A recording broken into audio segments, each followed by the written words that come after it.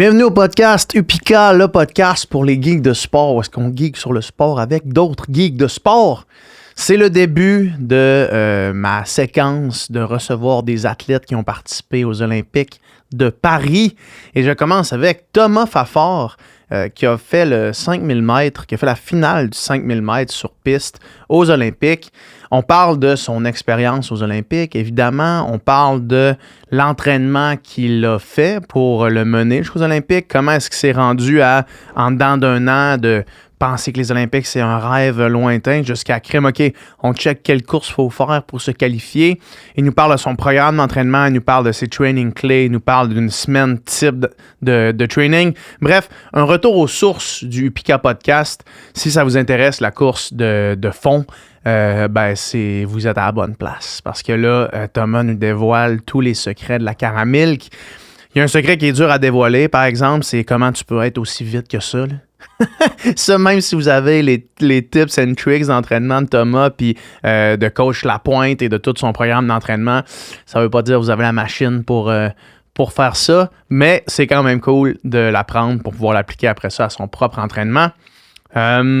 Excellent podcast. J'adore ça, parler à des athlètes. C'est vraiment... Le podcast Upika, là, c'est un passion project qui rejoint des gens. Vous êtes tout le temps de plus en plus nombreux à nous écouter. Fait que merci pour ça.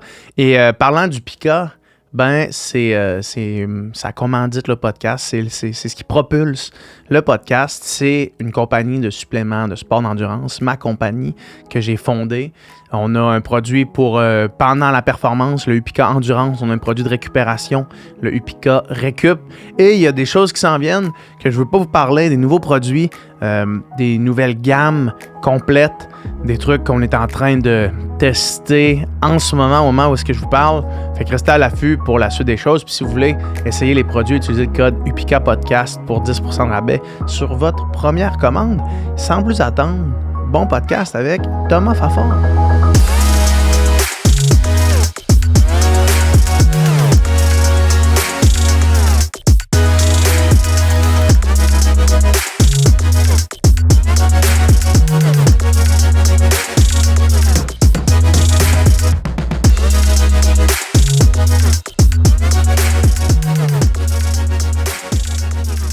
Cool, c'est parti, man. Fait que merci d'être là. Merci à toi. Yes. Tu reviens de un genre de 2 semaines de chillage? Ouais, exactement. Une petite 2 semaines de off-season qu'on appelle. Puis on profite de la vie. On en profite, on fait des petites sorties, un peu de vélo, un peu de tout et de rien. Là. Ouais. T'es bon parce que je t'ai écrit quand même la semaine après les Jeux, là. Puis tu m'as dit, hey, écoute, je me suis dit que j'allais rien me planifier ces 2 semaines-là, fait que je préférais qu'on retarde ça un peu. Moi, je suis pas capable de faire ça. Fait que mettons, je te dis, hey là, je prends 2 semaines de vacances, puis finalement, j'ai 14 appels Zoom, 2 enregistrements, 2 allers-retours à Montréal, puis je suis juste incapable de faire ça. Là. Toi, étais-tu conscient de faire, hey là, rien? Là? Ben, j'ai eu un été assez chargé, puis tu sais, ça l'a pas arrêté, fait que j'avais pas le choix de... Je me suis dit, bon, si tu prends 2 semaines, j'essaie de faire le moins possible. Il y avait des choses que j'avais pas le choix de faire, mais je me suis dit, là, si t'es capable de prendre 2 semaines, essayer de décrocher un peu, puis pas trop penser non plus à la course, puis... Parce que quand la saison elle roule, on est... juste là-dedans. Exactement. On se couche le soir, on pense à ça, on se lève le matin, on pense à ça, puis... Surtout dans ma situation avec le classement mondial, c'était quand même stressant. Avec tous les jours, je me réveillais dans la nuit, puis je regardais le classement mondial, voir s'il n'avait pas bougé. Puis... Fait que je pense qu'un coup que toute la pression est retombée, j'étais comme 2 semaines décrochées, penser à faire tout sauf courir, ça va être nécessaire. Ouais. Je veux qu'on continue ce sujet-là, mais là, je vais faire une parenthèse, puis c'est souvent ça que je fais, là, parce que là, tu parles du classement mondial, là. Toi, dans le fond, c'était basé sur le classement mondial, la sélection pour les JO? Dans le fond, il y avait deux façons de se classer. Soit qu'on faisait le standard automatique, qui était 13,05,00, ou bien il y a un système de classement mondial qui marche avec des points. Certaines courses ont certaines classifications qui donnent des points dépendamment de ton classement dans la course. Puis, dans le fond, moi, j'ai passé avec le classement mondial. Puis je pense que j'ai été 41e sur 42e, finalement. Donc, ça a été assez chaud. Puis finalement, il y a certains pays qui décident de ne pas envoyer des athlètes qui ne font pas le standard. Il y en a qui sont comme sur la ligne qui rentrent, là, un peu comme la liste d'attente en médecine. Là, exactement. Je pense que finalement, je pense que j'étais ranké 36e sur 42 partant. Donc, il y a quand même quelques... Mais ça, c'est fou parce qu'en plus de stresser pour tes propres performances, tu stresses pour les performances des autres. Là. Ouais, c'est quand il y a des compétitions que toi, t'es pas, t'es comme, tu regardes les résultats avec une boule dans le ventre quasiment. Oui, clairement. Puis, dans le fond, le classement mondial update chaque mercredi à midi. Ouais. Donc là, c'est sûr que je regardais dans la nuit puis ça servait pas à grand-chose. Non, le classement, il allait pas s'updater, mais c'était juste... ça me faisait du bien de voir que mais ça reste encore, stressant quand même. Là. C'est comme un stress de plus là, sur une longue période. Oui, quand même, puisque c'est quand j'ai couru 13.5.07, à partir de ce moment-là qu'avec Félix, on a fait peut-être que tu as quand même une bonne shot de te classer finalement. Donc, c'est là qu'on s'est mis vraiment à penser que, aïe, quelle course qu'il faut faire pour que j'aille chercher justement. Parce que pour se classer dans le classement mondial, ça prend 3 performances. Soit 2 5000, un 3000 mètres. Puis là, il me manquait une 3e perf. Puis là, on cherchait partout quelle perf que je pouvais aller chercher qui était le plus avantageuse. Puis c'est là qu'on est sorti avec l'idée du 3000 mètres à Vancouver. Ouais. Qui était un peu une course donnée, si on veut. Le calibre n'était pas nécessairement présent. Puis il y avait des points qui étaient quand même accessibles. Il y avait quand même des bons points. Là. Ça a été ma meilleure performance, en fait, là, dans mon classement. C'était ma première. Donc, je pense que Félix a vu juste. Puis Charles Philibert aussi, qui a poussé fort pour que le meet director ajoute un 3000 mètres. Ouais, OK. Quand même avec un court délai. Jouer pour l'équipe, là. Ouais. Puis Chuck a fait aussi le Rabbit là-bas, donc il m'a quand même donné un petit coup de main, là. Un gros coup de main parce que faire un 3000 tout seul, ça... Tu sais, je pense pas que j'aurais fait... je pense que j'aurais pu faire un 7,45, 7,46, mais rien de... Je crois que j'avais fait 7,41 à Harry Jerome, donc... j'aurais pas été capable de sortir un 7,41 tout seul. Ouais, c'est ça. On va en reparler justement de ces distances-là puis d'efforts maximal là, plus tard quand on va tomber un petit peu plus geek. Là. Mais là, juste pour revenir à tes 2 dernières semaines, sans trop penser à la course, mais tu as quand même, j'imagine, été capable de faire une genre de rétrospection de ce que tu venais de vivre, là, de l'année et surtout du point culminant qui étaient les Jeux, là, j'imagine. Ouais, effectivement, c'est sûr que...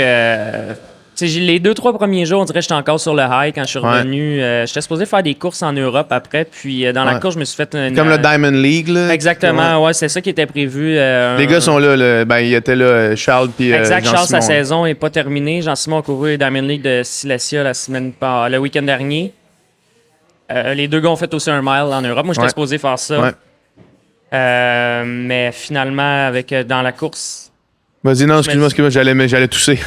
Dans la course, je me suis fait une petite entorse là, en finale, donc c'est sûr que ça l'a mis fin à la saison. On n'a pas pris de chance, ça sert à rien de pousser un peu. C'est ça, c'était fini. Comme... J'ai déjà eu une saison de rêve.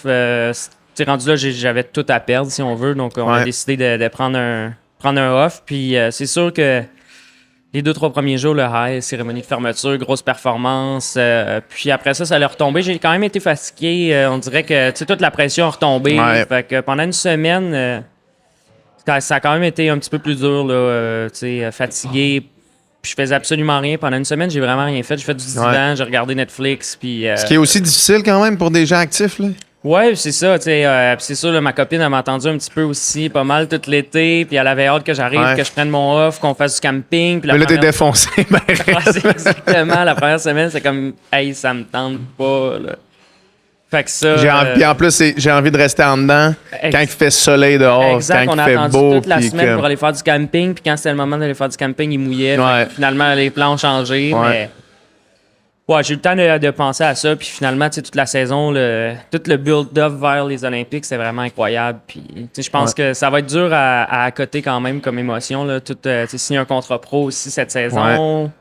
Première Diamond League, fait 7,40 sur 3000 mètres, 13,05 sur 5000. Ensuite, faire la finale au jeu, c'est un peu... c'est fou, là. Pas complètement impossible, mais ça prenait un scénario assez rock'n'roll, puis c'est ça qui est arrivé, puis j'en ai profité. Puis le rendu en finale, c'est pas la perf que je voulais, mais quand même, juste le fait d'être... Une fois que t'es rendu là, c'est quand même déjà fou. Là. Quand même incroyable. Marcher, rentrer dans un stade de 80 000 personnes, c'est quand même quelque chose qui est dur à décrire. Ouais. Je veux revenir sur l'expérience des Jeux, mais avant ça... Moi, pour avoir fait une coupe de cycle olympique, sans évidemment me rendre jusqu'aux Jeux, mais mes Jeux étaient la sélection olympique, parce qu'en natation, ça ça fonctionnait, qu'il y avait la sélection olympique, puis que tout le monde qui était pas top 3 mondial, c'était ça, il piquait à ce moment-là, tu sais. Puis il y avait deux choses qui arrivaient.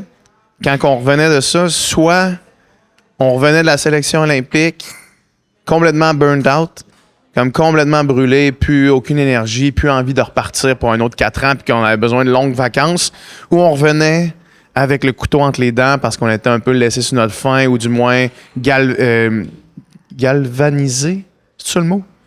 En tout cas, on était au crinqué par nos performances et l'année qu'on venait de vivre.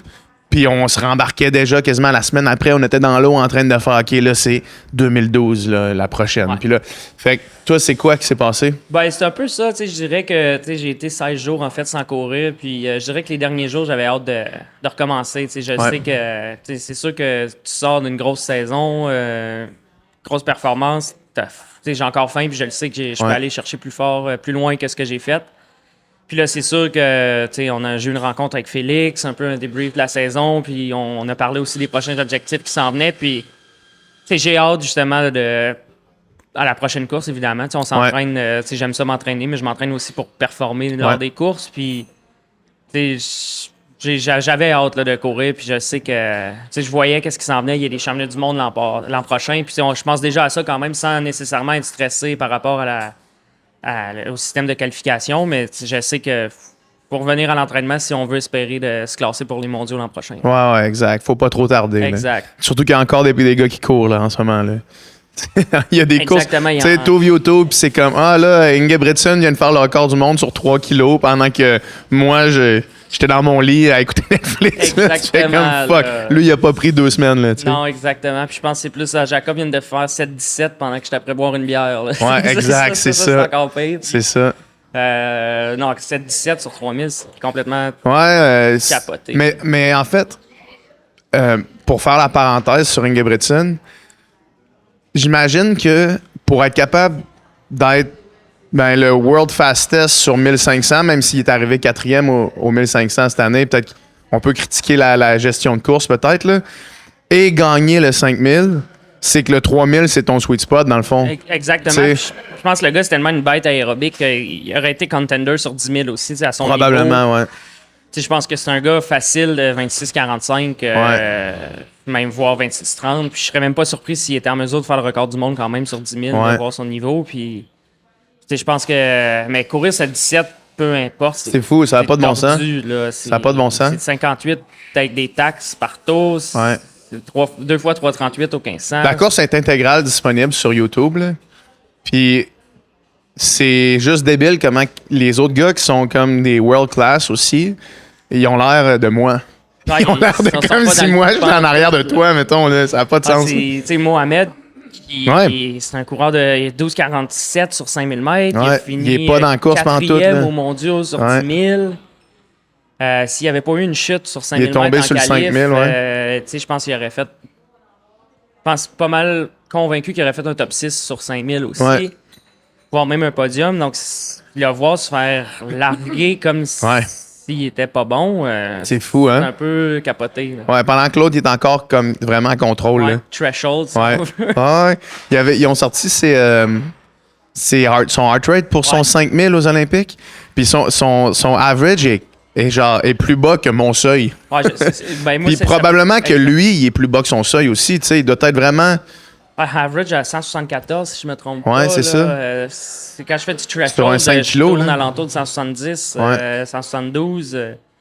Je vais à 3 flats du kilo. Ouais, exact. Je vais pas à 2,40. C'est fou, hein? Mais parlons justement du 5000, en fait. Puis on reviendra sur les Olympiques plus tard parce qu'on est là-dessus. J'ai fait un 5 kilos time trial l'année passée.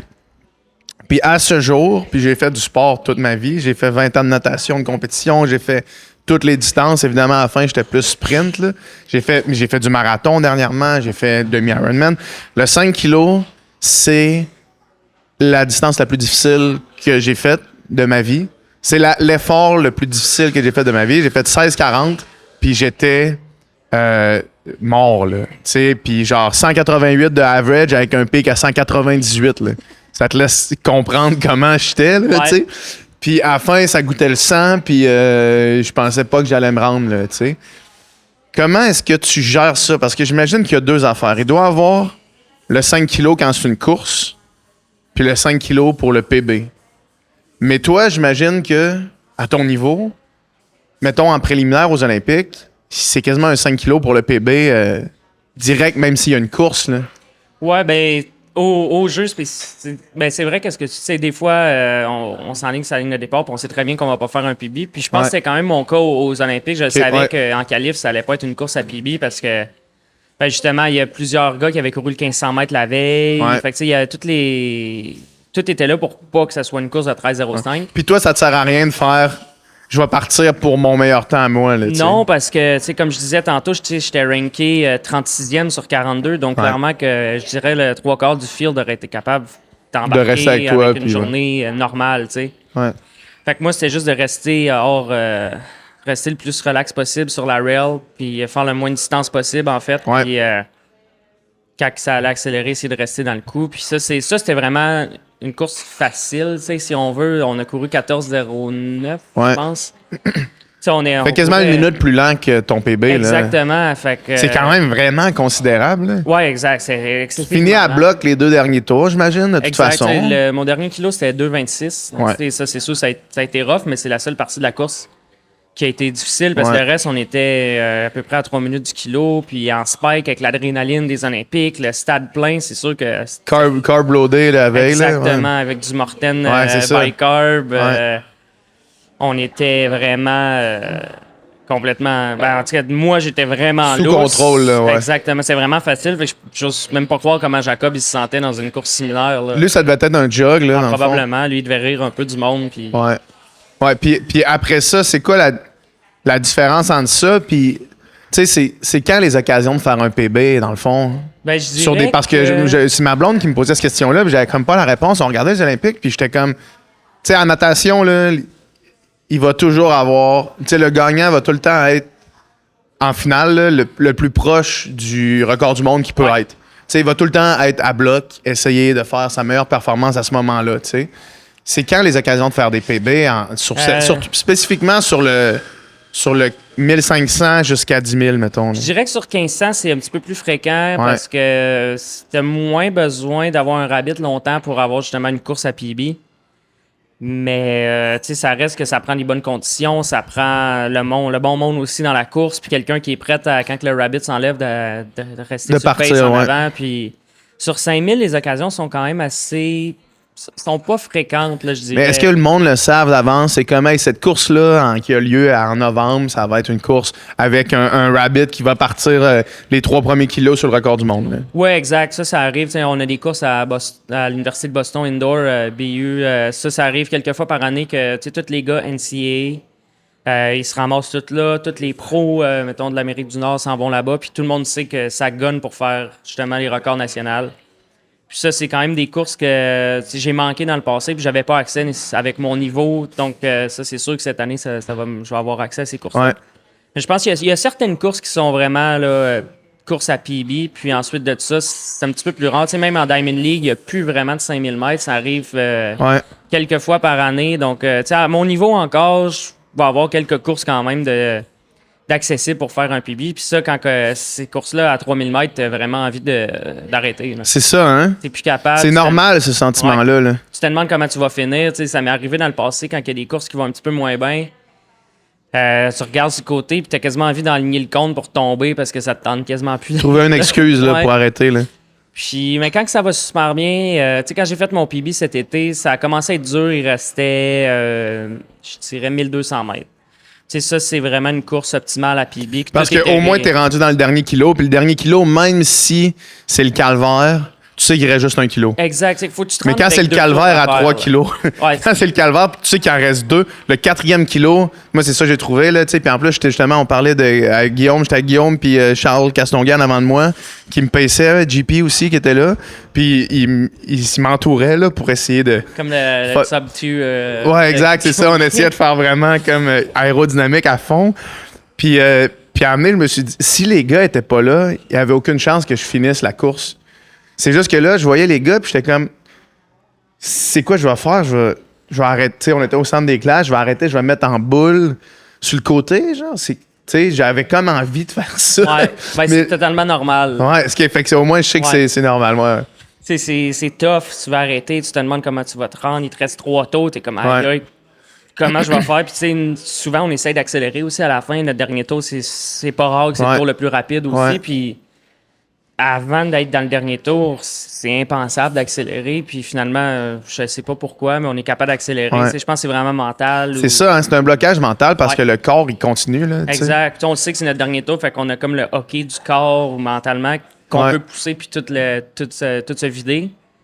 Mais sinon, c'est rough, là. Un 5 kilos, là. Mais quand t'arrives, mettons, justement, à ta finale aux Olympiques, où est-ce que là, c'est une moins bonne course, c'est une moins bonne journée, est-ce que tu te mets dans cette zone-là quand même? Tu sais, même si tu te fais dropper par le pack, c'est sûrement pas capable de te mettre à cette zone-là. Là. Non, tu sais, un coup que j'ai été droppé par le pack, tu sais, juste le fait de... Tu sais, j'ai trébuché un petit peu avant, puis je me suis fait une petite entorse à la cheville, puis l'entorse a vraiment pas affecté le patron de course, puis c'est pas ça qui a fait en sorte que j'ai été droppé. Je pense que c'est vraiment l'aspect mental de tout ça que ça a vraiment décroché, puis je pense qu'à ce niveau-là, j'avais pas de lousse mentalement pour... Ouais, je comprends. J'avais vraiment aucun lousse mentalement, donc c'est certain que ça l'a joué beaucoup, mais tu sais, un coup, je me suis fait dropper, c'était négatif dans la tête, puis je pouvais plus, tu sais, pas que j'ai abandonné, là, je dirais pas que j'ai abandonné, j'ai quand même essayé de pousser puis de maintenir un pace qui avait du bon sens, mais je me suis pas non plus mis deep dans... Ouais, je comprends. Je comprends. Puis ça aurait rien donné parce que de toute façon... c'est comme, ce sera pas un PB exactement. Anyway, ce sera pas... un PB, je fais pas un classement que je voulais faire, donc c'est certain que c'est dur, le rendu là. Tu sais, que c'est plus facile quand tu as une bonne course, tu passes sur des bonnes bases, tu arrives à 3000 mètres et c'est un pace de PB. Ben, c'est sûr que tout est positif, puis c'est ça qui m'est arrivé quand j'ai fait mon PB. Moi, tout était positif, je partais, on avait un plan de match avec mon coach, puis finalement, j'ai pas nécessairement respecté le plan de match, puis j'ai vraiment fait confiance à mes feelings, puis je savais qu'est-ce que je vais aller à ce moment-là. Puis mon coach, qui est Félix-Antoine, il voulait être un petit peu plus conservateur parce qu'on savait que j'avais pas de course à échapper pour essayer de me classer pour les jeux. Je pouvais pas manquer une course. Fait que vaut mieux faire attention que complètement blow it up. Viser un 13-15, finir fort, faire un 13-12, puis j'aurais été excessivement content à ce moment-là parce que mon PB, c'était 13-22. Donc c'est ça. Mais valait mieux essayer ça que d'essayer le coup de circuit, le standard, puis finalement casser, puis faire un 13-30, puis finalement... ça n'aurait jamais passé aux Olympiques. On dirait que je le savais en dedans de moi que je l'avais dans cette journée-là. Puis je pars avec le pack, puis c'était juste du positif. Finalement, je pars sur le pace de standard, puis excessivement confortable. Je me dis, aïe, c'est facile, 1 kg, 2 kg, 3 kg. Je suis comme... Encore dans le pack? Encore dans le pack. Je suis vraiment confortable. Le monde commence à dropper du pack, puis moi, je fais je couvre les moves. Jusqu'à ce que je me ramasse en avant. Puis ça, c'est encore de quoi de positif. Tu es en avant, tu es un énorme pace de PB. Tenir le pack quand il y en a qui se font dropper, ça doit être, à chaque fois qu'il y en a un qui se fait dropper, ça doit être un boost mental. Là, c'est vraiment du gros positif. Puis ça, c'est sûr que peu importe le pace, la vitesse, l'endroit, quand tu as du gros positif puis tout va bien, c'est sûr que tu as plus de chances de faire un PB. Je pense que c'est vraiment... le mental joue pour une grosse partie. Ben, c'est ça, parce qu'il y a évidemment l'aspect physique puis la préparation physique. Là, fait être prêt pour la performance, mais étant donné que c'est un effort qui est tellement tough, puis un spot, là, tu sais, t'as pas... C'est assez court pour que tu n'aies pas de place à l'erreur, mais c'est assez long pour que tu te remettes en question à peu près 1 million de fois, là, tu sais. Tu sais, sur un 100 mètres, tu te remets pas trop en question. Il doit avoir une vitesse max le 100 mètres, il n'y a vraiment pas place à l'erreur, mais tu te remets pas en question une fois. Le marathon, il y a crissement place à l'erreur, mais tu te remets en question à chaque kilomètre. Là, le 5 kilos, c'est comme le spot où est-ce que c'est au milieu de ça. Tu peux faire quelques erreurs, c'est possible de récupérer de quelques erreurs. Tu sais, des fois, tu peux faire des accélérations, essayer de couvrir un move dans le pack un petit peu trop tôt, puis tu te rends compte que finalement, c'est totalement... inutile à faire, mais c'est encore possible de récupérer de tout ça. Mais en effet, on se remet en question quand même assez souvent. Là, à la fin, c'est pas le fun, t'as envie d'arrêter. Des pensées négatives embarquent. Même si ça va super bien, t'as 2-3 pensées négatives qui embarquent, c'est certain. C'est ça, puis il n'y a pas de façon de tricker le cerveau à avoir juste des pensées positives. Là. Happy thoughts, pendant que tu cours, t'as envie de vomir, ça marche pas. Il y a des façons d'essayer d'améliorer puis de travailler l'aspect mental. Ouais. Il y a des thérapeutes qui sont là justement C'est pour ça. Exact, ouais. Mais c'est pas vrai que quand tu cours, tout est beau, tout est... même dans un jog, easy jog du dimanche, ça m'arrive des fois d'être tanné puis t'as mal un peu aux pieds. Ça arrive, puis c'est moins le fun. Puis c'est pas juste dans les courses, là, c'est au day-to-day que des fois, il y a des aspects, le mental qui est pas nécessairement tout le temps là. Ouais, une long run, quand le mental est pas là, c'est un peu poche. C'est long. C'est long à créer. C'est plus faisable, mais c'est quand même long. Ouais, vraiment. Fait que revenons au jeu, dans le fond. Je veux juste... moi, de mon point de vue, la semaine passée, ou du moins, les gens qui écoutent le podcast, j'ai fait un top 10 de mes moments aux Jeux olympiques, mes moments personnels que j'ai aimé regarder. Là. Mais ça avait l'air des Jeux... La foule avait l'air absolument débile là, par rapport au... Moi, je suis les Olympiques depuis Sydney en 2000. Oui. Fait que, ben, tu sais, j'étais plus jeune, évidemment, à ce moment-là, mais c'est ça que j'ai vu. Puis ça m'apparaissait... À Paris, ça m'apparaissait comme la foule la plus débile. Là. Ça avait pas de bon sens. Tu parlais de rentrer dans le stade de 80 000 personnes le soir en finale. Ça devait être complètement fou, là. Ah, l'adrénaline... Ben, c'est un malade mental. C'est dur à décrire. Tu rentres dans le stade. En fait, il y a des chambres d'appel. Ouais. Il y a une première chambre d'appel où c'est qu'on fait juste s'assurer qu'on est présent, dans le fond. Ouais. Ensuite, on marche 3-4 minutes. On s'en va dans une deuxième chambre d'appel. Puis là, c'est les toilettes puis les derniers préparatifs. Puis ensuite, il y avait une longue marche pour se rendre justement à l'entrée du stade. Ouais. Puis ça, on marchait justement en dessous du stade. Puis on entendait là, le monde crier. Puis là, la pression monte, t'es stressé. C'est une longue marche. Probablement que si je la faisais aujourd'hui, elle serait probablement moins longue. Mais avec le stress puis tout, ça paraissait interminable. Ouais. Puis en finale, on a attendu peut-être 5-6 minutes sur le bord du stade avant de rentrer. Parce que j'imagine qu'ils n'étaient pas prêts à nous accueillir ou quoi que ce soit. Puis ça, là, c'est un des moments les plus stressants. Là, c'est sûr. Je savais pas quoi faire. Tu regardes les autres. On dirait que tu restes focus, mais c'est dur d'être focus. Tu regardes les autres, tu juges les autres un peu, tu regardes qu'est-ce que lui fait, qu'est-ce que lui fait, ouais. Puis moi, dans le fond, ça marche par ordre alphabétique, là, comment il nous plaçait sur la ligne de départ. Puis moi, il y avait Argos Gebrewet, qui est lui qui a le meilleur temps cette année mondiale, le 12-36. Ouais. Puis c'est qui était juste à côté de toi. Exactement. Puis je le regardais, puis lui, il avait l'air pas trop stressé quand même. Là. C'était pas son premier rodéo, évidemment, en course internationale. Ouais. Puis j'ai une affaire il voyait que j'étais stressé, je pense, puis ça paraissait, puis il me tapait sur l'épaule, puis il me dit tu vas être correct. Là. Ouais. Puis, c'est hot, pareil, comme moment, ça. Puis ça, c'est juste avant de rentrer dans le stade. Quand on rentre dans le stade, on fait des strides, puis c'est vraiment les strides, autant en qualif qu'en finale, c'est les strides que j'avais le plus de jambes dans ma carrière. C'est juste le fait de rentrer, la foule crie, tu fais des strides. C'est comme, on dirait que tu peux faire des strides à l'infini, t'es même pas fatigué. Tu pourrais faire 5 kilos de strides. Exactement, puis ça, c'est comme, aïe, j'ai de la jambe, mais je pense que c'est pas nécessairement le fait d'avoir de la jambe versus le hype de rentrer dans le stade, l'excitation. Justement, on est carb-loadé à bloc, caféine, tout. Fait que je pense que, non, c'est malade mental. Puis même, c'est ce que je me suis fait dire aussi d'autres personnes qui ont fait des jeux précédents. C'est vraiment ça va être un Olympique dur à battre niveau organisation. Ils ont mis le paquet. Là. Paris a mis le paquet, puis la barre est haute pour aller. Là, en 2028, que la foule était vraiment présente, les installations étaient vraiment sa coche à des places dans la ville qui étaient vraiment... Juste le volleyball de plage. Ah, c'était débile. En face de la Tour Eiffel, c'est incroyable. Ouais. Je sais pas si tu as vu le vélo sur route, la finale des hommes. J'ai vu certains, mais j'ai pas nécessairement regardé en live. C'est Evenepoel qui a gagné. Puis là, il s'est juste arrêté à la ligne d'arrivée. Il a déposé son vélo sur ses jambes. Il a levé les bras de même. Puis le gars qui filmait, il a juste zoom out. Puis en arrière de lui qui est de même, les bras dans les airs, c'est la Tour Eiffel. C'est comme... Ça pouvait pas être mieux que ça. Là. Moi, c'est ça que j'ai trouvé.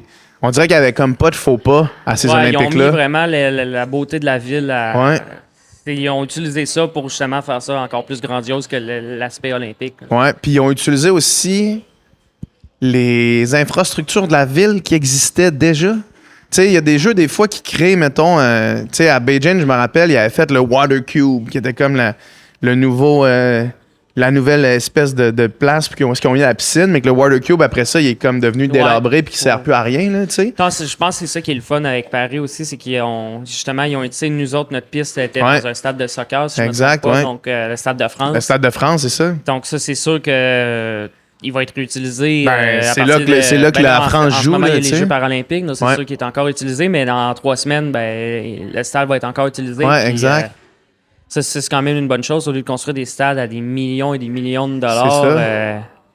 Justement, mettre à profit toutes les installations qui sont déjà là. Non, ça avait l'air vraiment fou. Puis la foule semblait, surtout en athlétisme, la foule semblait savoir de quoi elle parlait. Tu sais, la foule semblait être à l'affût de comme quand il y avait une grosse performance qui s'en venait, on sentait la tension qui arrivait. Quand la foule était comme capable de comprendre qu'est-ce qui se passait sur le stade. Là. Est-ce que je me trompe? Non, je pense que c'est vrai. Puis aussi, l'athlétisme en Europe, c'est big. C'est tout le monde. J'ai fait des petites compétitions, là, des toutes petites compétitions, puis les estrades sont pleines. Il y a du monde partout alentour de la piste. Puis j'ai l'impression qu'en Europe, c'est comme un peu une culture, là, l'athlétisme. Puis je pense que ça s'est senti justement au jeu. La stade était plein, il y avait tout plein de connaisseurs, puis le monde savait de quoi il parlait justement, puis il savait quel événement qui allait être les gros événements. Puis les estrades étaient pleines en conséquence, mais même encore là, je pense que les estrades étaient pleines pas mal. Ouais, ça avait l'air sold out tout le temps. Exact, même moi, ma qualification, c'était le matin à 11h, c'est pas nécessaire. Puis il n'y avait pas nécessairement d'event extrêmement... Comme il n'y avait pas de finale, il n'y avait rien. Puis c'est peut-être 90% sold out en qualif. Donc c'est certain que c'est comme... Il y a 70 000 personnes dans le stade en qualification. C'est fou, hein? C'est comme... C'est vraiment pas la même game que faire une course au Québec. Ouais, non, c'est ça, exact. Les courses, les compétitions d'athlétisme, je me rappelle, juste quand j'étais en Rouge-et-Or, puis qu'il y a des compétitions d'athlétisme Rouge-et-Or dehors, tu vas voir, puis il y a comme... il y a même autant de monde qu'en piscine, là, c'est-à-dire les parents des gens qui sont là. Exactement, quelques amis ici et là. Puis, mais tu sais, non, c'est ça. S'il y a 300 personnes au PEPS, quand il y a une course, c'est quand même un gros événement. Ouais, exact. C'est sûr que ça fait changement. Puis moi, j'ai été chanceux dans mon côté. Il y a plusieurs athlètes, comme Charles et Jean-Simon, ils ont fait des courses internationales avant, ils sont allés au championnat du monde l'an passé. Donc, le step est un petit peu moins gros. Pour eux autres, toi, ton step, il est massif. Quand même, tu sais, j'avais jamais fait de course internationale avant. J'avais jamais couru dans un stade de plus que 1000 personnes, je dirais. Tu sais, le plus gros, je pense, que j'avais couru, c'était au Centre Claude Robillard.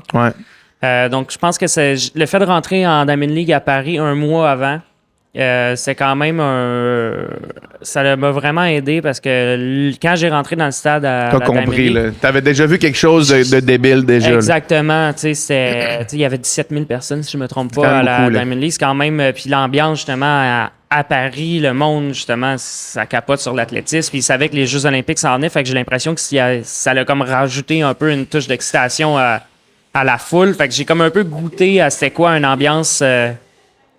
un peu folle là, avant une course. Donc ça m'a vraiment aidé parce que je pense que si j'avais pas eu cette expérience-là avant, le step aurait peut-être été un petit peu trop gros puis j'aurais peut-être un peu croulé sous la pression.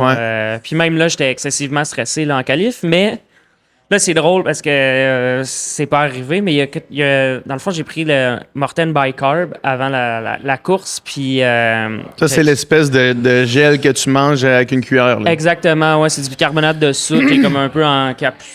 Bref, il y a une genre de technologie à qui est des carbs, mais qui est aussi supposé retarder l'acide lactique, c'est ça? Exactement.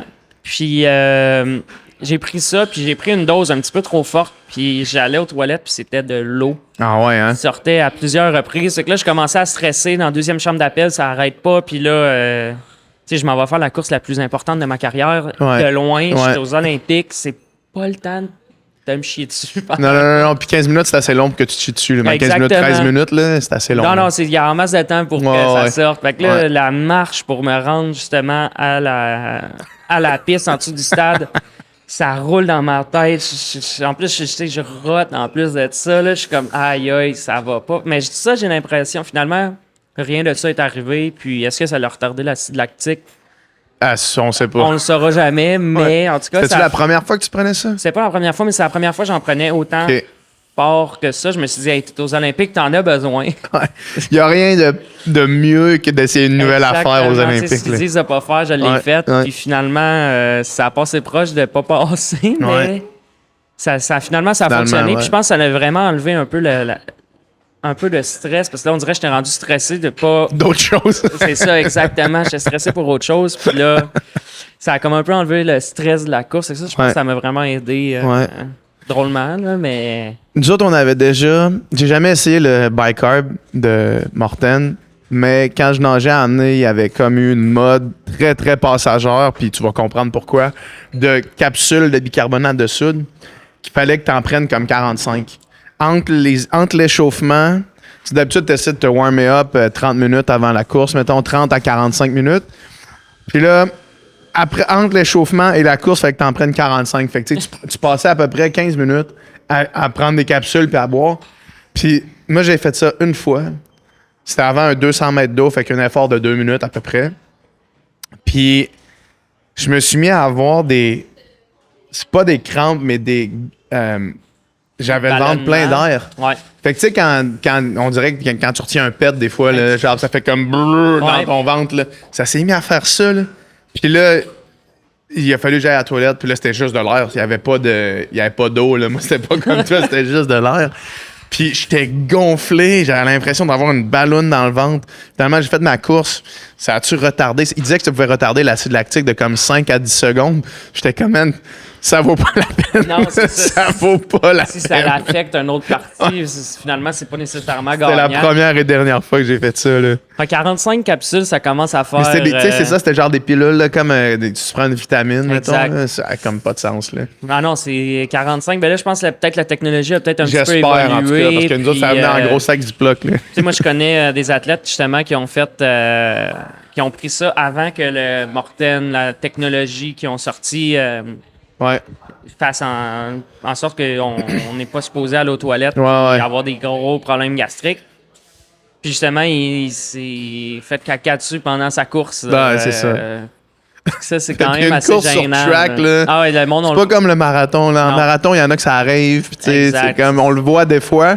Oui, sur track, on le voit jamais. Le monde va prendre de la nutrition, il peut avoir des problèmes gastriques, puis il y a des toilettes aussi sur le bord. Donc, c'est certain que...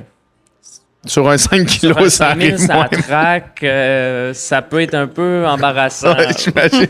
Devant 70 000 personnes. Ouais. Non, j'y pensais, j'étais comme aïe. Imagine, c'est ça ton souvenir olympique. Ouais. Les photos de toi aux Olympiques, il y a une coulée brune en dessous de tes cuisses, man. C'est pas le fun, là. Non, ça arrête bon pour les médias. Papa, t'es déjà allé aux Olympiques? Oui. Pourquoi il n'y a pas de photos? Parce que tu veux pas les voir.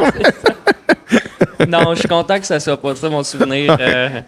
Non, au lieu de ça, il y a quand même une pas pire photo. Quand j'ai sauté par-dessus les gars, la photo est quand même incroyable. Il y a plusieurs angles. Il y avait plusieurs photographes sur place. Puis ça, c'est quand même une photo assez incroyable. Ça, c'est à faire encadrer, là. Oui, clairement. Là, on a encadré la camisole avec mon dossard. J'avais la camisole Joshua Cheptegei. J'avais échangé avec lui au Championnat du monde de cross. Nice. Finalement, là, on a mis ma camisole à la place de la camisole à Cheptegei. Puis je l'ai pliée. Puis je l'ai mis dans un... Je la garde quand même, là, record... Puis quand même le record du monde aux 5 000, 10 000, 15 km. Donc, garde-la, là. ça vaut quelque chose. Puis c'est le fun aussi d'avoir justement une camisole d'un athlète aussi iconique que ça, là. Exact. Ouais, mais ça. Puis non, c'est sûr que finalement, je suis content de pas... Puis en finale, j'ai pris moins de... Une dose pas mal plus petite. J'en ai pris, mais je suis revenu à une dose vraiment plus standard. Puis ça marche avec le poids. Puis je me suis rendu compte que je prenais la dose qui m'a bousillé le ventre. C'était la même dose qui a bousillé le ventre à Marco Arop, qui est, il a fini deuxième au 800 mètres. Puis il est pas mal plus costaud que moi. Il est gros, là, c'est un gros bonhomme, lui. Là. Ouais, il pèse au moins 40 livres de plus que moi. Facile. Puis même lui, c'était trop fort pour lui. Fait que clairement que... Toi, t'es allé trop haut, là. T'as overshoot pas mal. Ouais. Fait que non, je pense que c'est une bonne erreur de ma part. Mais on apprend de nos erreurs. Puis... Comment tu te prépares pour une... Mettons, moi, je pense aux derniers efforts que j'ai faits depuis que je fais plus de natation parce que j'avais moins le souci de ces choses-là quand je nageais. Mais maintenant, mettons, mes efforts, c'est une journée. Fait que je fais soit un marathon, soit un demi-marathon, soit un demi-Ironman ou soit un triathlon. Fait que c'est une journée. Fait que je suis capable de planifier mon carb load, je suis capable de planifier ma prep pour piquer une journée. Toi, t'as quand même 2 fois 5000 mètres à comme 3 jours d'intervalle? 2 jours d'intervalle? 2 jours, en fait, entre les deux. Fait que 3 jours. 3 jours d'intervalle. Fait que comment tu réussis à manager ça? Parce que tu veux pas, tu veux être capable d'en avoir pour la deuxième fois, mais j'imagine que tu n'es pas en position de trop négocier sa première, là. Exact. Dans mon cas, c'était vraiment la qualification, c'est la finale pour moi. Ouais. Fallait que je laisse tout sur la piste puis que je fasse comme si c'était ma seule course, puis c'était la finale, puis moi, il n'y a pas eu de question de on s'en garde pour la finale, puis quoi que ce soit, parce qu'il fallait vraiment que j'aie une course hors du commun pour passer justement en finale. Donc, moi, j'ai vraiment tout laissé sur la piste, puis même la préparation aussi, c'était vraiment, je focus sur la qualif, puis au pire, je vais en finale, puis on verra, tu sais. Au mieux, en fait, je vais en finale. Ouais. Mais fait comment tu bounces back après quand tu vas en finale? Là, tu fais oh shit, là, comme là, j'ai carb loadé, j'ai stressé à fond, je me suis craqué pour ça. Puis il faut que je recommence dans 3 jours. Ouais, ça a été quand même assez dur, même niveau sommeil. Tu sais, c'est une excitation énorme. C'est ça, exact. C'était mal, tu sais, ça a été tough entre les deux courses quand même. Tu sais, j'ai pas nécessairement bien dormi. Tu sais, les douleurs un peu ici et là, on se le cachera pas. Closer en 2,26 aussi, c'est mon PB sur 1000 mètres. Faire des sauts aussi dans une course. J'avais un peu des petites douleurs, des petites tensions, mais il n'y avait rien de majeur. Mais ça a été quand même dur, mais j'ai essayé de rester quand même focus. Puis quand je suis arrivé sur le village, le 3, je me suis dit, tu restes sur le village, tu fais rien, tu vas pas profiter nécessairement de la ville puis de toutes les installations parce que tu veux juste focus sur ta qualif. Puis là, finalement, je m'en vais en finale. Fait que là, c'est comme, là, même affaire. Finalement, on profitera pas tant que ça de l'expérience olympique, mais j'ai vraiment relaxé le plus possible, passé beaucoup de temps dans mon lit quand même. Ouais. Puis, tu sais, à la fin, il y avait beaucoup de monde qui compétitionnait dans le premier bloc ou au début du deuxième bloc. Donc, ces gens-là, ils avaient quitté le village où ils allaient plus à l'extérieur, voir d'autres sports, profiter justement de la ville de Paris.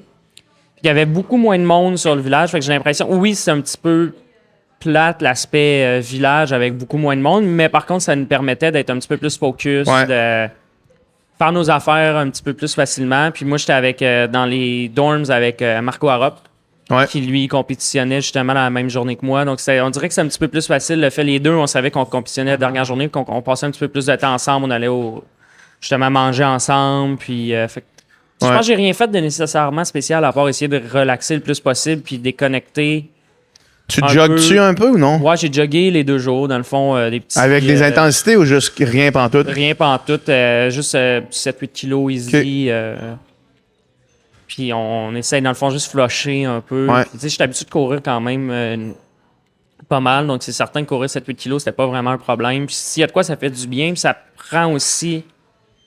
un moment dans la journée, avec Félix, on s'était entendu. Il y avait une piste d'entraînement aussi. Donc, il y avait une piste de warm-up pour la compétition, une piste justement pour la compétition. Puis, il y avait une piste d'entraînement. Donc, avec Félix, on s'est dit, on va aller à la piste d'entraînement.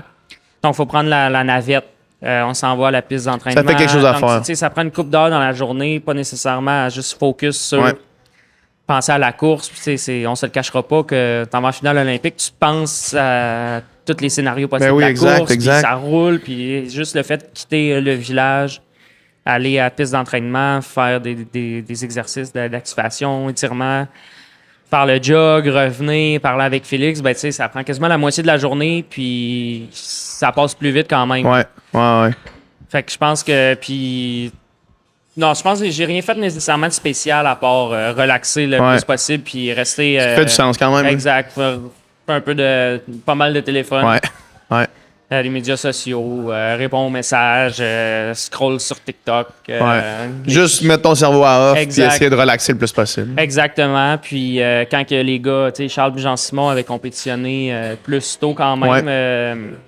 Donc quand les gars ils revenaient justement au village, j'en profitais pour aller prendre un petit café ou quoi que ce soit, ou les voir un petit peu. Puis il y avait aussi Parce que ça, c'était la dernière journée. Là. Exact. Dernière journée de compétition de track, dernière session de track, dans le fond, en soirée. Puis le lendemain, c'était la cérémonie de clôture. Donc, c'est certain que... Tu sais, j'ai pas eu le temps Il y a beaucoup de monde qui sont sur le party quand même, rendu là. Pas mal. T'sais, tout le monde, en fait, sauf toi. C'est exactement. Il y avait quelques athlètes qui étaient en dernière journée, mais...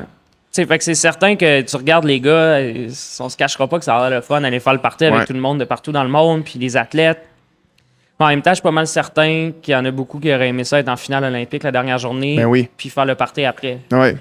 Puis le party, t'as toute ta vie pour faire le party. Exactement. Donc, tu sais, je regrette pas pantoute, évidemment. Ben non, c'est ça. Ouais, exact. Puis, tu sais, je m'étais dit, on reste focus pour la qualif, puis après ça, on profitera justement d'aller voir. Tu sais, j'avais des membres de la famille qui étaient là. Ouais. Je m'étais dit, je vais pas trop les voir quand même. Tu sais, aller prendre des petits cafés quand même avant avec eux, mais rien d'intense quand même. Tu sais, je voulais pas aller marcher, passer la journée au soleil, quoi que ce soit. Je m'étais dit, si je passe en finale, on fera pas ça, ou on le fera après entre les deux courses. Puis sinon, après la qualification, on ira profiter justement de la famille et des infrastructures là-bas. Finalement, c'est pas arrivé. Tu sais, j'ai pas eu l'occasion d'aller à la Maison du Canada, qui avait quand même l'air cool. Ouais. Mais en même temps, tu sais, je regrette pas pantoute de non, c'est ça. T'allais là pour courir, là? Exactement. J'allais là pour courir, puis that's it, puis...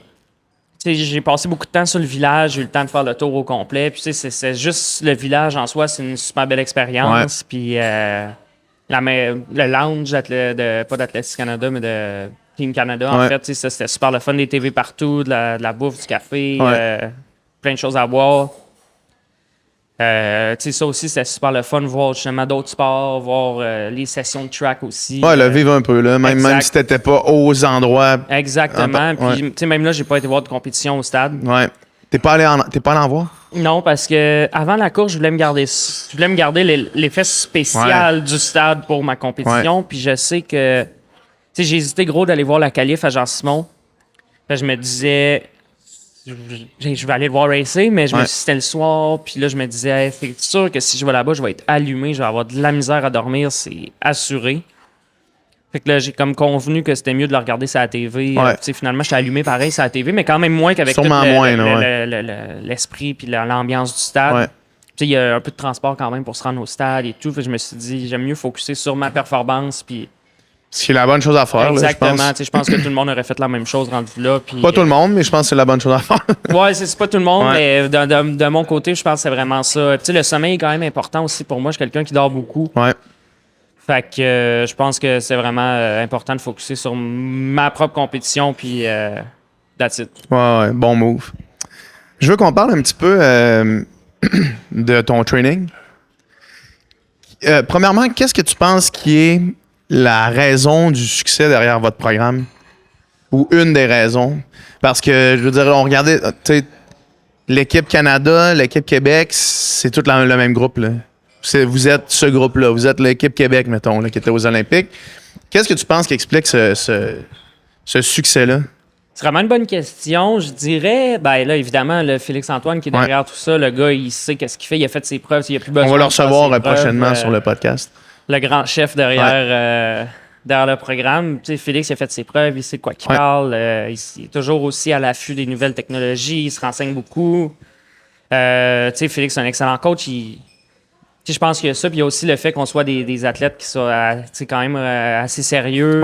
Moi, Jean-Simon, on avait un certain potentiel quand on était jeunes, puis le fait de... Les deux, on a évolué dans un milieu complètement différent. Moi, j'étais à Repentigny avec Ariane Bouchard comme coach, qui était une excellente coach aussi, qui m'a bien développé, qui m'a amené à un très bon niveau, une équipe nationale junior. Ouais. Puis ensuite, déménager à Québec, puis je pense que...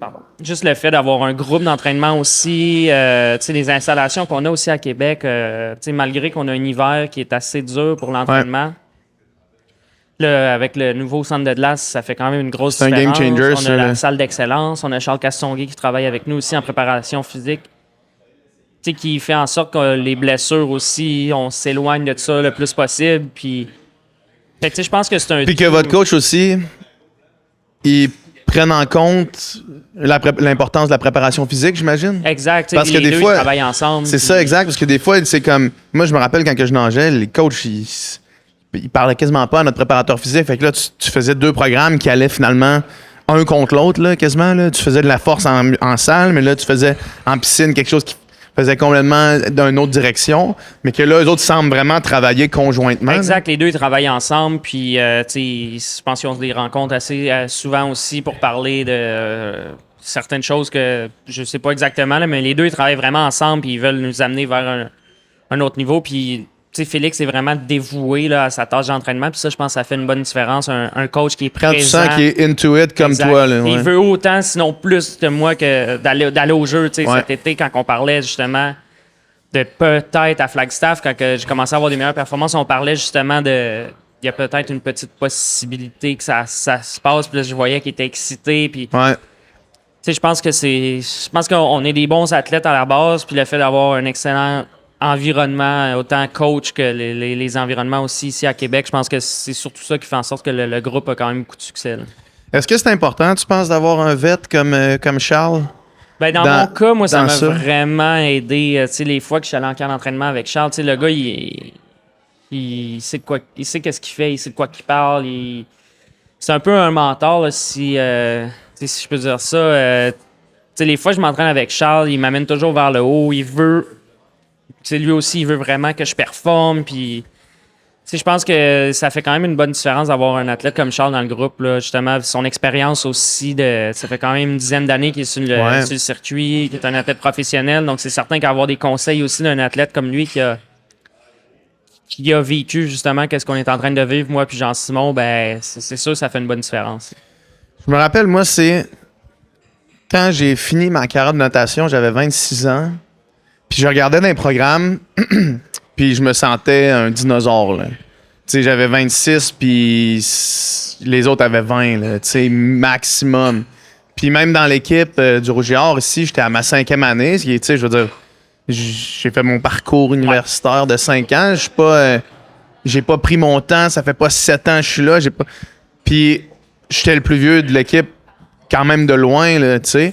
Puis parce qu'il n'y avait pas d'infrastructure à Fédération de natation du Québec et à Swimming Canada qui encourageait les gens à rester dans la piscine. Il n'y avait aucune raison, aucun incitatif financier, évidemment, mais aucune compétition intéressante pour les gars dépassés 23 ans, mettons. Fait que ça faisait que le monde arrêtait. Puis là, je regarde, Charles, il a 33, 34. 33 ans, oui. Il a fait des cycles olympiques. Il est allé aux Olympiques. Il a raté une sélection olympique. Je veux dire, cette connaissance-là, puis cette expérience-là, c'est priceless, il me semble, pour justement quelqu'un comme toi qui en est à son premier rodéo olympique, à son premier cycle avec vraiment l'intention de se rendre. Il me semble que ça devrait être valorisé plus que ça l'est. Puis parce que c'est rare aussi des gars qui... J'imagine en athlétisme, je sais pas, mais en natation, c'est impensable des gars à 33 ans qui nagent encore. Là. Ben je pense que ça dépend vraiment des... Si on regarde le Summer McIntosh, c'est quand même très jeune là, comme athlète, pour être avoir autant de succès. Fait que c'est sûr, je pense que ça dépend vraiment des sports. Chez les filles, c'est plus fréquent quand même que le succès arrive vraiment jeune. Mais en athlétisme, plus on monte en distance, plus c'est réaliste de performer à un âge... à être plus âgé. Mais je pense que oui, Chuck, à 33 ans, sur 1500 mètres, il y en avait pas... Il n'y en a pas beaucoup. Là. Il y en avait, je pense qu'il était peut-être 2 au jeu, justement, là, en haut de la trentaine. C'est fou, hein? Donc, c'est certain que il fait quelque chose de correct. Là. Oui, c'est ça. Puis il arrive avec son expérience, puis il peut vous donner des petits cues. Exact, il y a beaucoup de bagages. Il m'avait averti aussi avant mon 5000, il m'avait un peu parlé de... Lui, il a fait les 5000 à Eugene en 2022, puis il m'avait parlé un peu comment ça se déroule, puis ça joue du coude, puis il m'avait donné plusieurs conseils qui finalement se sont avérés vraiment utiles dans la course, puis en effet, ça joue du coude, puis ça brasse pas mal, puis c'est le fait d'avoir quelqu'un justement qui l'a vécu avant, qui peut t'en parler, ben c'est sûr que ça l'aide un petit peu, là, c'est certain. Ouais. Fait que plus spécifiquement... Une semaine, mettons, puis là, t'es pas obligé de dévoiler tous les secrets de la caramel, là, mais en même temps, je pense pas que tes compétiteurs directs qui écoutent ça en ce moment. Une semaine standard, mettons, en plein milieu d'un build, là, à quoi ça ressemble? Je suis pas une personne qui fait énormément de millage. J'ai fait des semaines à peu près à 145 kilos à Flagstaff. Là, t'étais en camp. Là. Exactement, en camp, à Flagstaff, en altitude. T'as rien d'autre à faire que de courir. Exactement. Ouais. On a des doubles quasiment tous les jours, 14-8, 14 le matin, 8 le PM. Puis, c'est quoi les intensités, mettons? Puis, on va avoir 2 intensités. Là, ça varie dépendamment des journées qu'on avait accès à la piste. Il faut descendre en altitude. Quand on est à Flagstaff, on a à peu près 45 minutes à 1 heure. Sleep high, train low. Exactement. Donc, on descend soit à Cottonwood ou Sedona. Sedona, c'est 1300 mètres. Puis Cottonwood, je pense que c'est 900 mètres. OK. Donc, tu sais, des intensités, cette année, on a vraiment fait... Ben, j'ai fait un build-up demi, j'ai fait plus de threshold, j'ai fait plus de long, puis je pense que c'est vraiment avéré payant pour moi. Tu sais, on a vraiment découvert qu'on s'en doutait un petit peu, mais on avait vraiment pas vraiment exploité cette facette-là d'entraînement avec moi. Puis cette année, on a décidé vraiment de l'exploiter. Puis après le demi, on s'est rendu compte que j'étais quand même un high responder de justement du threshold puis de faire du long. Donc à Flagstaff, on a quand même continué à faire ça du moins une fois. Excuse-moi, fait que t'as réalisé que en t'entraînant, en faisant du threshold pour le demi, t'améliorais aussi ton 5 kilos? Ouais, exact. Ben, tu sais, il a fallu travailler sur la vitesse à Flagstaff parce que quand je suis arrivé à Flagstaff, on s'est rendu compte, aïe, je pas de bloc speed. à faire une flat. Ouais. Puis ça, si je veux faire le standard, faut pas que je sois à bloc à faire une flat. Ouais. Fait qu'on a travaillé un petit peu la vitesse, puis le fait d'avoir Chuck et GS comme training partner là-bas qui ont une très bonne vitesse de base, ben c'est sûr que ça t'entraîne à justement te dépasser. Ouais. Ben, une semaine type, là, j'ai fait, comme je disais, une semaine de 145 kg, 14-8 le matin. Easy jog? Easy. Donc, Tout le temps. ton en altitude entre 4,20 puis 4 flats, je dirais, dépendamment de la journée puis comment on se sent. Relativement easy que pour les gens qui nous écoutent en ce moment. Fait que ça, tu sais, vraiment. Mais là, toi, ta fréquence cardiaque est à combien quand tu checks ça? c'est à peu près à 125. À 125? 125, 130. Ouais, Entre c'est 4, rare 4,20. Fair enough. Okay. C'est quand même rare que je vais aller en haut de 130. Mettons l'average peut-être à 131. Fait que 130. zone 1, ultra easy. Là. Ouais, exact. Ouais. Puis moi, j'ai pas peur non plus. Je sais que des fois, il faut que je jogue lentement. Je le sais comme athlète. Puis ça me dérange pas des fois de jogger à 4,30 non plus. Puis des fois, je laissais aller Chuck et JS. J'étais comme moi, je le sens pas aujourd'hui. Mes battements sont un petit peu plus hauts qu'à l'habitude. Allez-y, moi, je fais mes affaires. Puis... L'idée de ce 14-8-là, c'est de mettre du volume en mettant aucun stress sur le système énergétique. Exact. 14-8, ça se fait super bien. On est habitué aussi à faire ça. Puis c'est pas nécessairement excessivement dur, c'est pas demandant. Puis des fois, on va avoir le mardi, je pense, dépendamment de la journée des intervalles dans la semaine, on avait une muscu. Ouais. Après un 14-8, puis 2 fois semaine, en fait, de la muscu.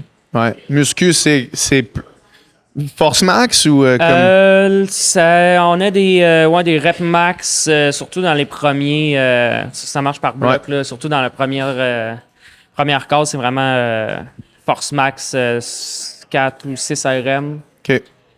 Avec CC, on avait comme fait un plan de Charles Castonguay. Ouais. Qu'on avait fait un plan de muscu, puis je m'en allais en camp, puis je savais que ces exercices-là, je forçais bien, puis je les faisais bien. Fait qu'on a décidé de pas trop changer les exercices. Ouais, parce qu'il t'a regardé les faire, t'as dit ça, c'est bon. Exactement. Le mouvement, puis le pattern était bien. Puis quand tu fais de la muscu, faut aussi bien faire les exercices pour que ça soit payant. Si tu forces, tu croches, puis t'as le bassin qui s'en va d'un bord, puis c'est ça. T'es aussi bien de pas le faire, en fait. Fait qu'on a convenu que c'est plus payant pour moi de pas changer la muscu, mais juste changer quelques petits exercices qui n'étaient pas trop complexes niveau mouvement pour s'assurer qu'à Flagstaff, quand j'ai pas vraiment de préparateur physique sur place, que je sois capable d'être sharp encore puis de faire bien les exercices. Ouais. Mettons des entraînements à type, là, j'ai fait du 3 x 5 kg. Threshold, fait que 15-25 en altitude, 15-25, 15 flat, 14-59. 3 x 5 avec quoi en check? Je pense que c'est une 30. De rest? De rest, ouais. OK, fait que c'est vraiment threshold. Là. Tu peux pas aller plus vite que ça. Là, parce que là, je pense que le dernier, j'ai pris mon lactate, j'étais à 4.1. OK. Le dernier. OK, fait que toi, ton seuil est à combien? Au niveau de la mer, je dirais que le seuil, c'est à peu près le pace d'une heure. Là. Mon demi, c'est 2,57 du kilo. Fait que ça doit être un genre de 2,50. 2,56 peut-être environ, là, 2,57. Un peu plus vite que ça, Là, je pense que ça dépend. Personnellement, à moins que je m'entraîne pour faire un demi-marathon, je vois pas nécessairement la nécessité d'aller vraiment sub 3 au kilo. Je cours à 3 flats, puis je vais avoir des données un petit peu plus basses, mais ça va faire en sorte que je vais être capable de faire une plus grosse quantité de millage justement à cette vitesse-là, puis ça va être plus bénéfique, j'ai l'impression. Parce que 3 fois, tu me dis que tu t'entraînais pas. Là, ça, à Flagstaff, c'était un bloc pour un 5 kg, mais tu faisais quand même un 3 x 5 avec 1 minute 30 de rest. Ça, c'est vraiment du long. Là. C'est du stock qu'on dirait que c'est un entraînement de marathon, là, exactement. Là, Ouais, c'est spécifique demi, je dirais. Ouais. Là, quand même un bon entraînement pour faire du demi. C'est ça, je m'en rappelle. Puis ça, c'était quand même drôle. J'ai fait le premier 5 kilos, puis on savait pas trop. C'est la première fois que je faisais du long comme ça, avec une forme que j'avais en altitude. Ouais. Puis, fait qu'on a été un petit peu conservateur. J'ai fait 15-25 sur le premier, puis on a pris mon lactate, puis j'étais à 1,3. Ah ouais, hein? Fait que là, on Comme était zone aérobie top, là. Fait que là, j'étais comme, ben là, Félix me dit, ben là, accélère. Ouais. T'as pas le choix. Puis finalement, j'ai accéléré comme à 15, je pense 15,01 ou 15,03 puis 14,59. Puis, Ouais. tu sais, ça, c'était plus comme les zones target, Les zones cibles, là, ouais.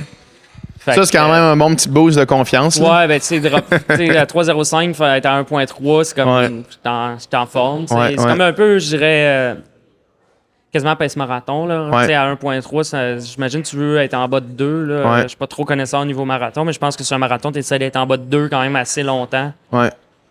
pour justement pas trop bunker. Ça, c'est un des entraînements que j'ai fait. Sinon, on a fait un 10 fois 600 mètres en... Speed, là. Exact, c'est une 31, une 32, une 30. Avec Charles, on a fait un gros training. C'est un training clé. Là. Mon dernier training avant de partir en Europe, faire les courses, c'était 4 fois 1000 mètres, 1 minute, 400. 4 fois. Fait que 1000 Fait que mètres, 1000 mètres, 1 minute, 400. 4 fois ça. 4 fois ça. Ouais. Puis ça, c'est vraiment le gros training. Puis j'avais fait des bons trainings. C'est la première fois de ma vie que je m'entraînais avec Charles. Puis que, tu sais, évidemment, il y a plus de vitesse que moi. Ouais. Tu sais, un gars de 3,32 ou 1500, je fais pas ça. Donc, tu sais, dans la vitesse, c'est clairement qu'il m'allume complètement. Ouais. Sauf que là, ça reste 4 Mais fois ça. niveau aérobique, j'étais un petit peu plus en forme que lui. Ouais. Fait que là, c'est la première fois que je faisais des trainings avec Charles que j'étais là jusqu'à la Que fin vous étiez du capable de workout, rester ensemble, parce là. qu'on pouvait s'alterner justement des Ouais. reps et tout. Fait que ça, c'est sûr que c'est un boost mental. Tu sais, Ben oui, Charles, mais ça. c'est un excellent athlète, au Ouais. 13-12 sur 5000. Là, le fait d'être avec lui, c'est un boost de confiance aussi. Tu sais, il y a plein d'affaires qui ont Ben oui, boosté mais la ça. confiance à travers ce camp-là. Ouais. Mais revenir au training. Donc, on descend à Cottonwood pour faire l'entraînement. Puis normalement, il n'y a aucun problème d'accès à la piste. Et on n'a jamais eu de problème. On se pointe à la piste, puis on s'entraîne. Puis c'est pas un problème. Puis il y a un journaliste qui est venu pour voir Charles, justement, à la track, puis tout. Le journaliste n'a pas rapport, mais c'est juste parce que c'est un peu une drôle de situation qui s'est passée. On fait notre warm-up. On fait le premier 1000 mètres. On fait un 2,37. Ça pèse 5000. Ok. 2,37, c'est le pace du standard. Ouais. On fait 2,37, puis là, il y a un groupe de jeunes qui se pointent sur le terrain puis sur la piste. Puis là, on est comme, aïe, aïe, qu'est-ce qui se passe? Et, nous autres, on a commencé notre training clé avant d'aller racer. C'est pas le temps de... On s'en va aux Olympiques dans une couple de semaines. là. C'est pas le temps de tout saccager ça. Ouais. Puis moi, en plus, le 2,37, j'appréhendais vraiment ce workout-là. Je savais que Chuck, c'est son genre de workout qui fait des Ouais. petits circuits, puis il est en forme, puis... Là, je sais comme, il faut que je sois capable de rester avec Chuck au moins jusqu'à la dernière rep. Puis là, je fais le premier, puis ça allait super bien. Je joguais 2,37. J'étais comme, aïe, aïe, c'est ma journée. Ouais. Ça se Here we donne. go, là. Ouais. Puis là, finalement, on part notre 400, tu sais, une minute après, puis on se fait arrêter. Finalement, c'était l'école qui avait un événement sur la track, puis c'était la seule journée non. qu'on n'avait pas accès à la track. Fait que là, je suis comme, aïe, aïe. Fait que là, on parle avec Félix. Il n'y a aucune manière qu'on peut s'entraîner sur cette piste-là. C'est la piste qui est plus basse en altitude. Fait qu'on allait là justement parce que c'était un petit peu plus. Puis là, vous avez déjà un 1000 mètres de fête dans les jambes. là. C'est comme un peu crissant de faire on trouve une autre piste. Ouais, fait que là, on se gratte un peu le coco. Puis il y a une piste à 1350 mètres qui est à Sedona. Ouais. Qu'on n'a pas trop accès à ce moment-là aussi. Puis finalement, on est comme, hey, on va passer par Sedona. Puis si la piste est libre, ben, la track est ouverte, ben, on va aller faire l'entraînement là-bas. Finalement, c'est un petit 20 minutes de route, on s'en va là-bas. La piste est ouverte, on décide justement de faire l'entraînement. Vous recommencez à zéro? Est-ce que vous recommencez les 4 reps? C'est ça, là, Félix nous dit, on va commencer par en faire 3, puis on verra. Si ça va bien, on va peut-être en faire une 4e. Puis là, finalement, après notre... on n'a pas refait un warm-up complet, on a juste fait un 1006, un peu de tempo, juste pour se remettre dedans. Puis là, il dit, hey, je pense à ça, puis on recommence l'entraînement au complet. Là, je suis comme, aïe, aïe. Après le 1006, tu fais that's it, on recommence. Ouais, c'est là, je suis comme, ah non. Fait que là, on remet les spikes, on se craint. Là, finalement, on a fait 2,35 au 1000 à l'autre track. Ouais. Puis là, finalement, on fait un 2,37, puis le 2,37 est pénible. Ah ouais. Je suis comme, oh. Ça, c'est comme, aïe, aïe. Ça va être tough. Puis on fait le 400. Je pense qu'on faisait des 59, 58 au 59. Puis là, finalement, le deuxième 1000, ça va super bien. Je pense qu'on a fait 2,37 2,35 à l'autre piste, 2,37, 2,34, 2,30, 2,30. Ah ouais. Hein. Puis avec des 59, 58. Le dernier, je pense que j'avais fait 57. Puis fait que le 400, dans le fond, c'est... Là, tu fais 1000 pace 5 kilos-ish. Puis là, clairement, plus vite que le pace 5 kilos. Pace, Mais après ça, 1 minute. Puis là, le 400, c'était quoi le target? C'était pace... je pense que c'était pace 2000 ou 1500. OK. Pace 2000, d'après moi, si on était en 59-58. Quand je me préparais pour mon essai de temps sur 5 kilos, là, des sets de même, j'en faisais beaucoup. Là, puis je trouvais ça vraiment payant. Ouais, c'est du gros spécifique 5000 que... Combien de rest après le 400? Je pense que c'est peut-être 3 ou 4. Okay. Un des deux. Tu sais, en altitude, tu essaies de monter un petit peu ton rest parce que c'est quand même assez rough aérobiquement là, être en haut. Fait que... on n'était pas en full altitude non plus. Quand même, mais 1350, ça rentre quand ça même paraît dedans. Quand même, là, ouais.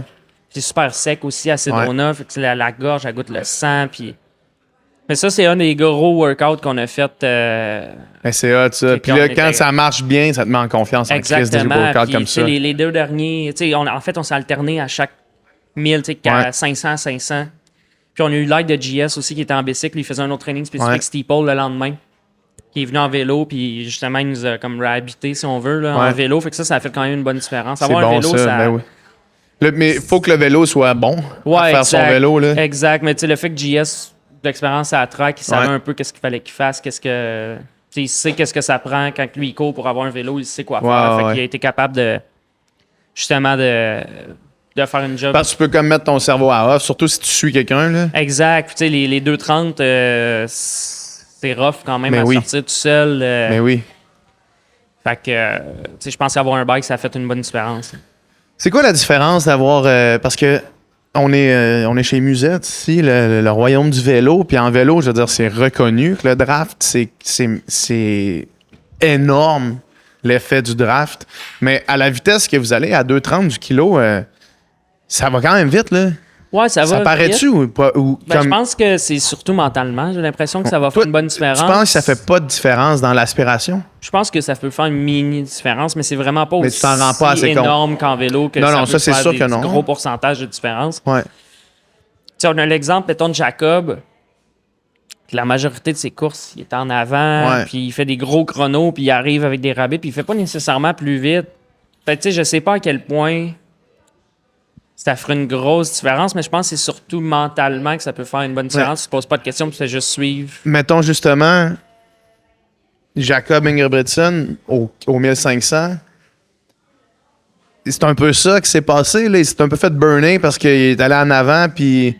Tu sais, clairement, à la lumière de son record du monde la semaine passée... C'est lui qui est le plus fit. C'est lui qui est le plus fit. Il aurait dû gagner le 1500. Il a défoncé le gars... Tu sais, à la même compétition, il a défoncé le gars qui a gagné le 1500 aux Olympiques. Il l'a wrecké, là, complètement. Non, c'est... Fait que, c'est-tu juste qu'il y a eu une mauvaise journée ou bien c'est que les gars ils ont économisé un petit peu en arrière? Il y a clairement l'aspect économie un petit peu, là. Tu sais, ça, c'est certain. Parce que mettons que c'est 2%, là. Ah, ça paraît. À cette vitesse-là, ça paraît. Ouais. C'est énorme, là. Mais Jacob, il est pas reconnu pour avoir un gros kick, on s'entend. Ouais. Le gars, il est... Plus gros kick que moi, là. T'as beaucoup de monde, là. Mais il a pas le kick le plus déplacé du circuit. Ouais. Fait que lui, je pense qu'il avait pas le choix de faire une course rapide parce que sur le bell lap, puis dans le dernier 120 mètres, on l'a vu, c'est pas lui qui a le meilleur... Non. Qui a le meilleur finish.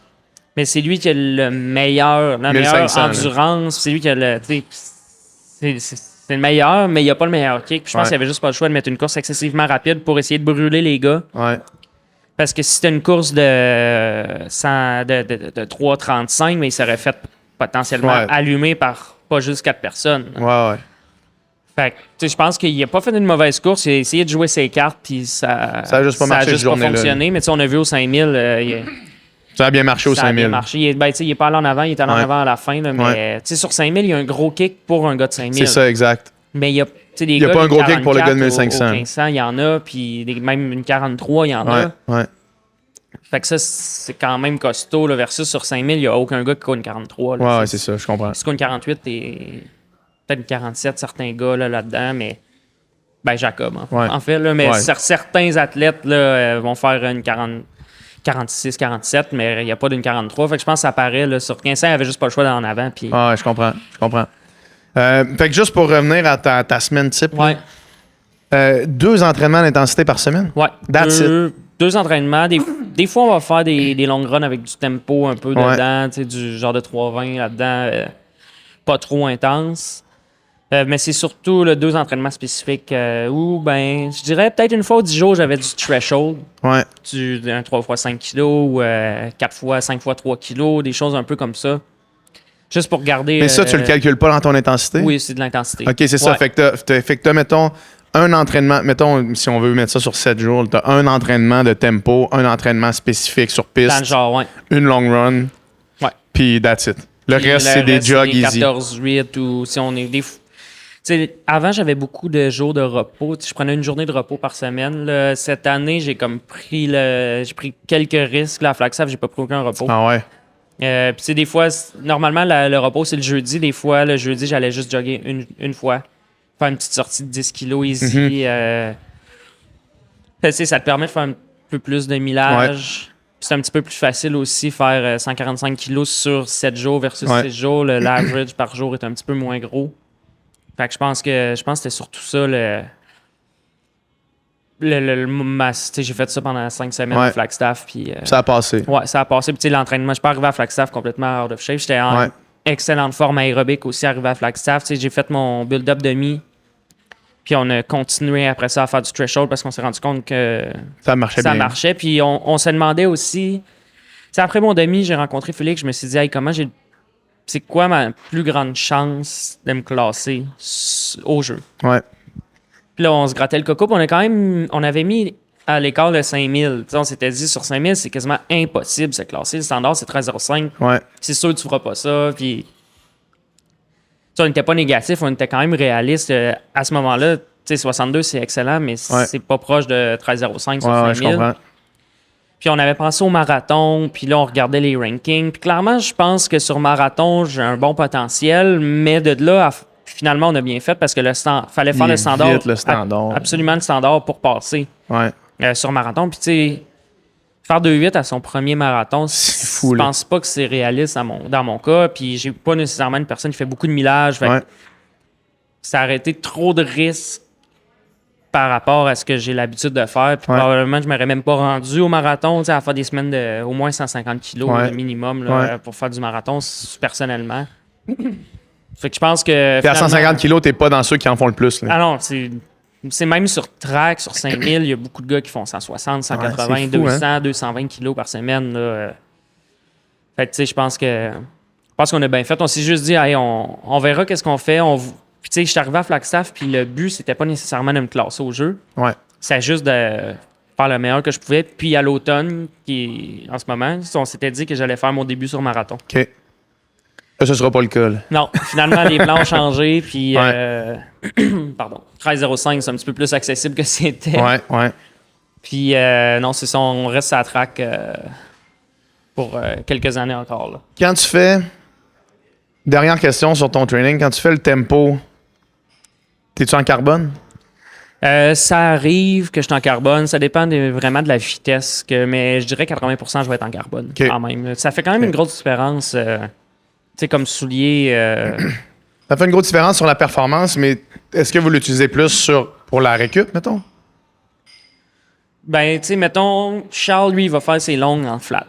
Lui, il dit, moi, il faut que je travaille ma proprioception, puis, tu sais, c'est tout... tu sais, c'est vraiment deux... Tu sais, moi, je suis en carbone, gros super shoes. Ouais. Charles est Sur en tes flat. longues, tu te mets en carbone? Les longues easy, non. Longues easy, je me mets ensuite jog. Mais les longues avec du tempo. Les longues avec du tempo, je vais être en carbone. OK. Quasiment 80% du temps au moins. Parce que ça économise tes jambes? Exact, ouais. Je pense que c'est juste plus facile. La stride, on dirait qu'elle est plus fluide aussi. Ouais. Tu forces moins.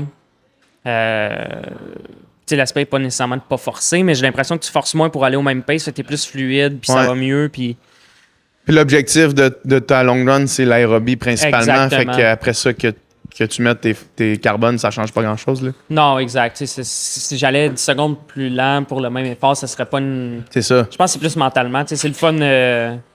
aller à 3,20 puis pas vraiment forcer. Puis là, aller à 3,30 puis forcer un peu plus. C'est comme je me mets en carbone. Puis, avant, j'utilisais beaucoup les produits Nike. Maintenant, là, avec Brooks, c'est l'Hyperion Elite 4 que j'utilise. Puis il y a d'autres produits qui s'en viennent qui sont pas nécessairement sur le marché. Fait que j'ai hâte de, cool. voir. T'as-tu eu l'occasion d'en essayer une coupe ou? J'ai pas eu aucun chose qui n'est pas sur le marché encore, mais ça devrait rentrer bientôt. Donc ça, c'est un avantage aussi signé avec une brand qui est moins présente en athlétisme. Ils ont certains groupes, ils ont certains athlètes, mais si on se compare avec Nike, commandite des milliers d'athlètes, un gars de 13-5 qui fait barely la finale au jeu, t'es pas sur leur liste. T'es pas sur la liste de priorité, puis c'est comprenable aussi. Ils ont les champions du monde, les gars qui font les records du monde. Ouais, je comprends. Fait que, non, c'est ça qui est... Avant de te laisser partir, tu dis que tu vas rester sur la piste encore un peu. On ne verra pas sur marathon dans les prochaines années. Il y a de l'argent à faire, ces marathons. Là. Il y a de l'argent à faire en commandite puis en tout ce que tu veux là, sur des longues distances. Ouais, c'est clairement que l'argent est sur marathon. Là. J'ai même des amis comme Rory Linkletter qui étaient au jeu sur marathon. Lui, il me l'a dit, la course amateur, c'est sur la piste. Même si on a des contrats professionnels, la course amateur, c'est sur la piste. Puis la course professionnelle, c'est sur route parce qu'il y a beaucoup d'argent. Puis, je pense qu'on peut me voir sur marathon peut-être avant les prochains jeux. Ça va vraiment dépendre. Clairement que je veux voir jusqu'à où je peux aller parce que je sens que j'ai peut-être un sub 13 dans mes pattes. Fait que c'est certain que l'objectif principal, là, ça va être essayer d'aller sub 13 dans la prochaine année. Puis il y a des mondiaux aussi l'an prochain à Tokyo en 2025. Donc c'est certain que l'objectif, c'est de se classer sur 5000 à ces mondiaux-là. Puis après ça, il y a comme un petit break d'1 an avant d'avoir un autre... un autre championnat du monde. Exactement. Fait que, puis il y a les Jeux en 2028. Donc ça va vraiment dépendre de mes performances sur piste. Puis moi, je suis attiré par le marathon. Ça me tente d'en faire. Puis je suis motivé par ça. Ma course la plus fun. T'as du potentiel aussi. Je pense que j'ai un bon potentiel aussi. C'est sûr qu'il y a du monde qui court vite sur piste. Finalement, la transition sur le marathon se fait pas nécessairement bien. Fait que on sait jamais. C'est une longue course, une course de 2 heures. Donc tout peut arriver. Mais je pense que ma course la plus fun en carrière, je pense que c'est mon demi à Houston. C'est là que j'ai eu le plus de fun à courir tout au long de la course. Puis je pense que la gestion était vraiment bien gérée aussi. Donc c'est certain que c'est un peu plus le fun aussi. Là. J'ai été lousse pendant 18 km. C'est certain que après ça, c'est un drôle de feeling. Puis j'ai l'impression que c'est un peu la même affaire sur le marathon. Mais t'es lousse, mais quand c'est le temps d'accélérer, ça accélère pas. Exact. Moi, les marathons que j'ai faits, c'est comme t'as 35 kilos que t'es bien. Tu sais, t'es bien. Puis après ça, le 7 derniers kilos, ben là, tu fais ce que tu peux. Tu finis comme tu peux, là. Exact. Tu sais, j'étais comme, hey, je suis lousse, je vais tellement finir fort. Puis si je suis lousse de même dans le dernier 2 kilos sur un 5000, je vais finir comme un malade. Mais là, c'était comme, aïe. Ça tourne plus, là. Je suis vraiment beaucoup plus en effort que j'étais là 2 minutes. Je suis 2 secondes plus vite par kilo. Qu'est-ce qui se passe?